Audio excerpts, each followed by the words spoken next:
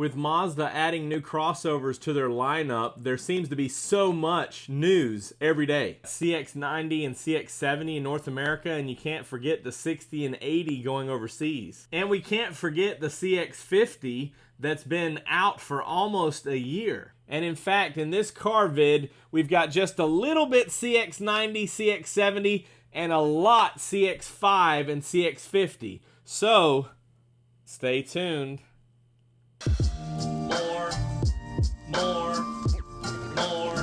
More car vids. More car vids. What's up, everybody? I'm Jonathan Sewell Sales at Mitchell Mazda on the Boulevard in Enterprise, Alabama. And yes, in this Mazda crossover update, it's going to be just a little bit CX-90 and CX-70 because I will have a more in-depth video available in the near future that will jump into the latest information. We've talked about the tease or the latest photos, and there's more photos, so stay tuned in the next few days for CX-90 and CX-70. The CX-90, of course, is coming first, global premiere in January, and release or availability at the dealership somewhere in that March-April timeframe. But like I said, we'll have more information on that in the near future. Today, what we want to focus on is the CX-5, some equipment changing that I think you're going to love, and the CX-50 with perhaps some trim deletions. So let's jump in there and start at MazdaUSA.com. So if you go to vehicles and look at the CX-50 and scroll down, it won't take long. And you actually pointed this out to me in some recent comments. 2.5S, you see right there, not available. 2.5S Select, available early 2023. And 2.5S Preferred, not available. Keep scrolling down. Of course, no change in Preferred Plus. However, this means, as I mentioned in a video the last couple of days or earlier in the week, the Preferred Plus is actually your entry-level CX-50 right now. Premium, 2.5S Premium, not available. And, of course, Premium Plus, no changes there. All of your Turbo models, no changes. So Turbo, Meridian, Premium, and Premium Plus still available. But this means that out of the 10 trims, which remember was pretty robust and we thought was a lot to memorize, especially since other locations such as Canada was nowhere near 10, but 10 trims may be taxing. We've gone from 10 to 6 right now, meaning that Preferred Plus 2.5S or 2.5 naturally aspirated is your entry level. And what does this mean for you? Well, I actually reached out to a buddy of mine that works in Huntsville at the plant at MTM, and he said, since my conversation with him, that he, as far back as he can remember in the last 2 or 3 months, he has not seen a single CX-50 roll off the assembly line without the new pano roof. So that would speak to this change of the Preferred Plus and higher. Everything has the pano roof. However, with our conversation until the day of, which was late last week, he said, I've seen my first vehicle in months roll off with a hardtop or no roof. So I believe that they are just now beginning the production of the Select. However, I could not find any Select scheduled for any of the dealerships in the area, but that doesn't mean that they're not producing them and going to be in later allocation. Select is coming. No changes here in early 2023. However, don't count on the other 3 being available anytime soon.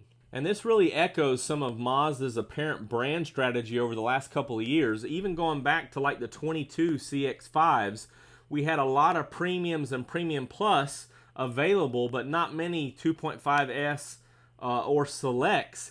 And the Preferreds basically went non-existent. However, you could get a lot of carbon editions. So it just seemed like they were scaling it up to more equipment. And that seems to be what they're doing now with the CX-50. Now, you may be asking why there aren't any 2.5S premiums. We had a client here that wanted the 17-inch alloy wheels with factory leather. And I think the reason for that is that they're basically breaking it up like that. If it's got 17-inch wheels, it's going to have the leatherette. If it's got 20-inch wheels, it's going to have the leather, and that's just how things are meshing as they're going down the assembly line.